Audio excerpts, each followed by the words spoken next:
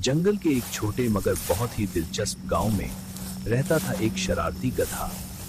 वो गधा न सिर्फ बहुत दोस्ताना नजर आता था बल्कि अपने दोस्तों के साथ खेल खेलने में भी माहिर था।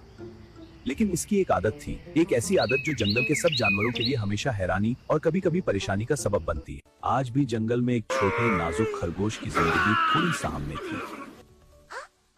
गधे ने बड़े प्यार से खरगोश को अपने पास बुलाया, कुछ देर तक उससे इधर उधर की बातें करता रहा और फिर उसे गाफिल पाते ही एक जोरदार लात मार दी।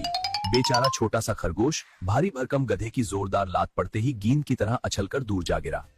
कई पसलियां टूट जाने से वो बुरी तरह तड़पने और कड़पने लगा। अपनी इस शरारत पर गधा बहुत ही खुश हुआ और जोरदार टट्टा लगाता हुआ एक तरफ को चला गया। गधे की ये शरारती आदत बहुत पुरानी थी। वो खड़े खड़े बुला वजह किसी को भी लात मार देता था। जंगल के भी छोटे बड़े जानवर उसकी इस शरारत से अक्सर परेशान रहते। कुछ बुजुर्ग और जहांदीदा गधों ने कई बार समझाया भी, लेकिन वो अपनी हरकतों से बाज नहीं आया।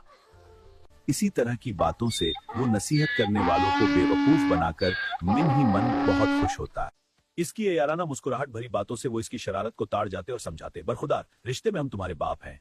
अपनी नाराजगी का इजहार करने के लिए लात मारना हमारी फितरत है, लेकिन बिला वजह किसी को भी लात मार देना शरारत है, बुरी आदत है। बुरी आदत है।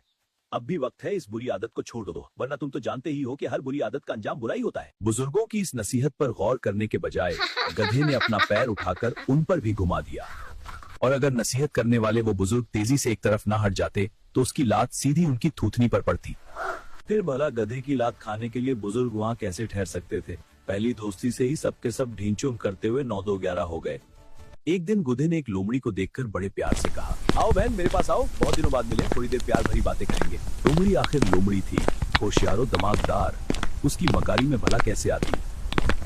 वो उसकी झांसा देकर लात मारने वाली आदत से बखूबी वाकिफ थी। गधे की बात सुनते ही वो उसे देखते हुए बड़े प्यार से मुस्कुराई और दिल में सोचा, कमबख्त तू, मुझे क्या सिखाता है, मन नहीं हिला रहा। मैं खुद तुझे आज ऐसा सबक दूंगी कि जिंदगी भर के लिए अपनी ये लात मारने की आदत भूल जाएगा। लोमड़ी दिल ही दिल में सोच रही थी, तेरी इस बुरी आदत से दूसरे कमजोर जानवरों को हमेशा के लिए छुटकारा मिल जाएगा। ये सोचते ही लोमड़ी ने अपने चारों तरफ देखा, फिर दिल ही दिल में मुस्कुराते हुए बड़े प्यार से गधे से बोली, मेरे गधे भैया, मैं बहुत दूर से आ रही हूँ और बहुत ही थकी हुई हूँ। मेहरबानी करके तुम ही अपनी इस बहन के पास आ जाओ।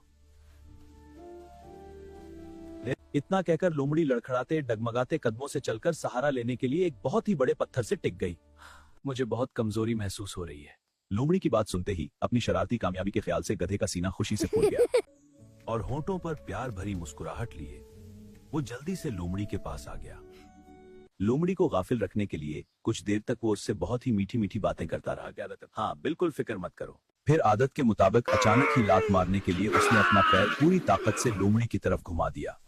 इस हमला के लिए लोमड़ी पहले से ही तैयार थी। गधे के पैर उठाते ही वो तेजी से फिर से दूर हट गई और गधे की जोरदार लात ठीक पत्थर पर पड़ी। इस हमला के लिए लोमड़ी पहले से ही तैयार थी। गधे के पैर उठाते ही वो तेजी से फिर से दूर हट गई और गधे की जोरदार लात ठीक पत्थर पर पड़ी। फिर जाहिर है पत्थर तो टूटने से रहा, अलबत्ता गधे के पैर की हड्डी जरूर टूट गई और वो जमीन पर ढेर होकर बुरी तरह तड़पने और पीटने लगा। लोमड़ी ने एक जोरदार कपका लगाया और बड़े ही शरारती लहजा में बोली, क्यों गधे भैया, तबीयत कैसी है?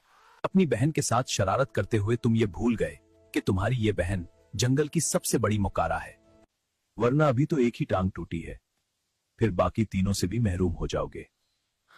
ये कहते ही वो जोरदार कहकाओं से गधे का मजाक उड़ाते हुए जंगल की तरफ चली गई। मच्चू महज अपनी लात मारने की बुरी आदत की वजह से गधा अपनी एक टांग से माजूर हो गया कर जिंदगी की एक बेहतरीन नेमत से हमेशा के लिए महरूम हो गया। इस इबरत आमूज सबक से उसकी ये आदत हमेशा के लिए छूट गई। अपनी टूटी हुई टांग को देखकर वो अक्सर सोचता, काश अपने बुजुर्गों का कहना मानकर मैंने ये बुरी आदत पहले ही छोड़ दी होती, तो आज मेरे चारों पीर सलामत होते और मैं उपाहजों की जिंदगी नहीं गुजारता। जंगल के एक